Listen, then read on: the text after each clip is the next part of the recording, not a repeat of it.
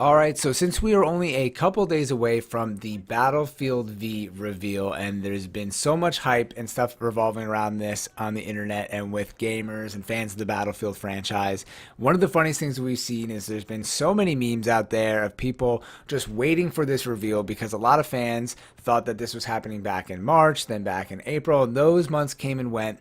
And then in May, people thought any day now it's coming, and then they officially announced that it was going to be revealed on May 23rd, which was a lot later than what most people thought, and actually after Call of Duty. So kind of some of the hype is wearing off, but then after Battlefield started posting on their Twitter and online and on Reddit, and they have Trevor Noah from The Daily Show doing the announcement. A lot of the hype started coming back. People are really excited, trying to look into what this game is going to be about. What war is it going to be involved in? What's the conflict?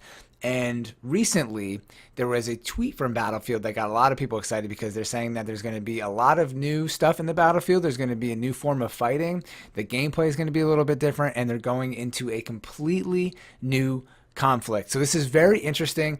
I've done some research. I think I have a good idea of what this game is going to be involved in, and I want to make a prediction. I also have an interesting alternate theory that I kind of want to throw out there that I think would be interesting if Battlefield did. So I've done some research here, and I kind of want to go through it and, like I said, make a prediction. Thought this would just be fun to look through what's going on, and we'll see if I'm going to be right in the next couple days.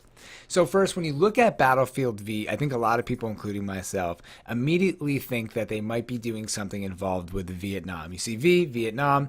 It's really the only war that starts with V that I think that America was really involved in, and it kind of stands out as a very infamous war in the America history. But I've looked at the Battlefield series list, and Battlefield already did a game like this called Battlefield Vietnam. This was launched in the US in 2004, but since this was only released on Windows, on PC, I could see Battlefield slash EA Games doing another version of Vietnam, so it's across all different platforms, kind of an updated version of this. And I really haven't seen a game do Vietnam in a little while. I think the last one I can remember off the top of my head is like one of those shell-shocked games doing Vietnam. But to me, I've played some Vietnam games in the past, and I would prefer it not go back to there. I've seen that before. I've done that before. Not really in the mood to go back to it. It's very crazy and hectic with the jungle scene, stuff like that. Very dense. But, it does show how crazy it was to really be in Vietnam and in that war. But I think some of the Black Ops and the older Call of Duty games kind of went around Vietnam in that era. So we've seen that before. So I don't think they're going Vietnam. That's going to be my prediction. And if you look at the series list of games, we have, well, first, it's important to look at, before we get into the series here, I think it's important to look at the most significant U.S. wars to kind of list some of these out. And an easy way to do this is to look at the deaths, U.S. deaths by war. And I know this is pretty messed up to just look at deaths and the actual numbers here because people really died. These are all lives. It's easier to just look at numbers and be like, wow, a lot of people died. This would be a good video game. That's not what I'm saying. It just shows that if there were a lot of casualties, it probably means the war was long and very significant. So there's more story that could be involved there. When, on the other hand, if you look at like Operation Desert Storm, the first Gulf War in 1990/1991, the actual war only took place for like a month. So there's actually not a story there that can really, I mean, there is a story, but the story isn't as involved or isn't as detailed as, say, World War II and World War One. And that's why we see so many World War II and World War One games. And if you look at the deaths here, there was like so many more deaths in World War II than almost all of the previous wars combined here on the top of the list. There was 405,000 U.S. deaths in that war. It's just insane to think about that. And then if you look at the very top, we have the Civil War. The Civil War doesn't really work out because the fighting and the weapons back then, they were using muskets that the balls just shot every which way. There was no accuracy. It was basically using swords. So they could go back to the Civil War, but I feel like a lot of people wouldn't enjoy that gameplay because it's more like hand-to-hand combat, guerrilla warfare, and the accuracy and the shooting time. I mean, it would take like 5 minutes to reload your musket. Wouldn't be super exciting for the generation of today, which is used to like fast twitch gaming. Can't really do that if you're in the Civil War. So getting back into it, I think a lot of this starts usually around World War One, and that's where Battlefield just came from. We just had Battlefield One. World War One is one of those things where even Battlefield One kind of pushed the envelope of what was available at the time, having a lot of automatic weapons that really weren't used in World War One. I mean, they were available in some cases, but the normal infantry did not have that, and I think they kind of pushed that a little bit. There's a lot of tanks in Battlefield 1. When a lot of the tanks did not work, they broke down. It was kind of over exaggerated, and this game almost pushed into really what was available during World War II. But they have to do that to make the game more playable in today's day and age, like I said. Then obviously World War II has been done so much by every single first-person shooter military game, and Battlefield has obviously already done this with Battlefield 1942. And then the obvious thing to me was that they were going to do World War II right after Battlefield 1. It would have been a nice setup, but then after Call of Duty during World War II, it kind of made it seem like that would be a bad idea to post or to launch two World War II games back-to-back from two different franchises. Then, like we said, we had Vietnam, just following the order, so I don't think it's going to be that. Then we have Battlefield 2, 3, and 4, which I'm going to say are all kind of in the modern combat or slightly into the future, kind of going from maybe 2000 to like 2030, 2040 time frame. And I think that's all kind of in our realm and something that's already been covered, so we don't really need to go there. And then they've already posted a game in the future. This is Battlefield 2142.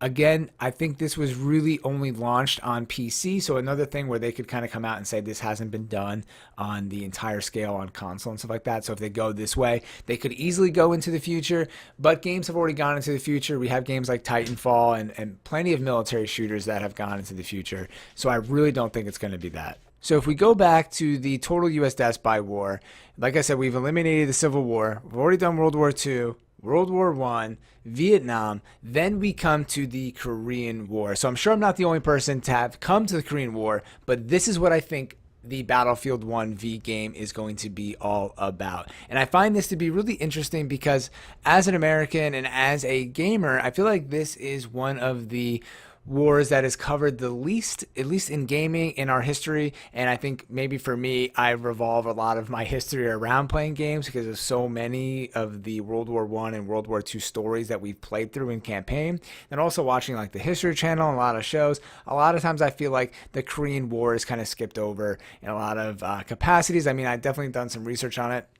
I remember last year I actually was doing a ton of research on the Korean War because I realized how little I actually knew about it. And when you look at it, there was actually a lot of deaths in this war. And in this chart, it was saying that 54,000 U.S. deaths occurred in the Korean War. And then if we look at the actual casualties from the Korean War Wikipedia, it looks like there was about 33,000 battle deaths and then maybe 20,000 other deaths, from other circumstances.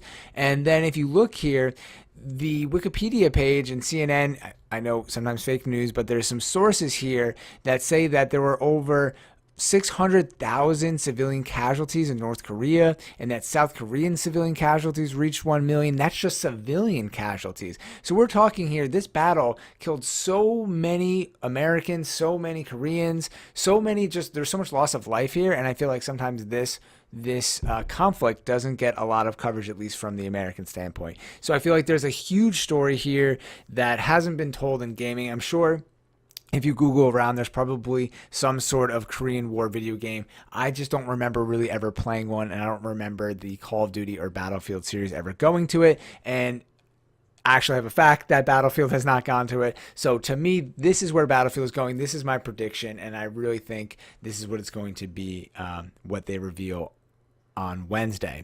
But on top of this, my alternate theory is that in this game, I feel like a lot of times video games, Call of Duty, Battlefield, are revolved around the U.S. portion of the conflict. I mean, you do switch to different troops. A lot of times you're fighting as another NATO or UN ally that you go to, but the story eventually kind of comes back to the U.S. side. My alternate theory for this game is that potentially Battlefield will just do a conflict that's completely outside of the U.S. here.